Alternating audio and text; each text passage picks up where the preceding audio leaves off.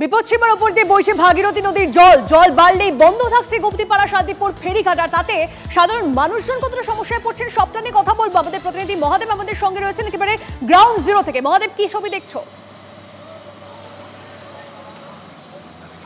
একদমই, দেখো আমরা রয়েছি যে জায়গাটি, এটি শান্তিপুর থানা এলাকার শান্তিপুর ঘাট, অর্থাৎ গুপ্তিপাড়ায় আমার পেছন দিকটি রয়েছে গুপ্তিপাড়া ঘাট, আর শান্তিপুর ঘাটে রয়েছে ভাগীরথী নদীতে রীতিমতো জল বৃদ্ধি পেয়েছে, রাস্তার ওপর জল উঠে পড়েছে।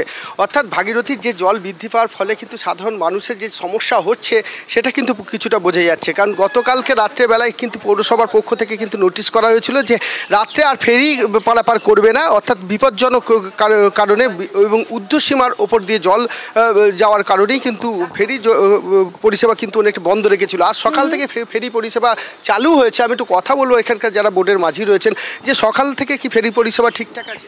হ্যাঁ, সকাল থেকে চলছে ঠিকঠাক। সমস্যা আছে জল বৃদ্ধির ফলে আপনাদেরও তো অনেকটা সমস্যা হচ্ছে না?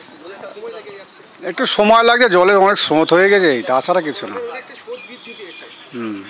আজকে থেকে আবার জলটা কম আছে।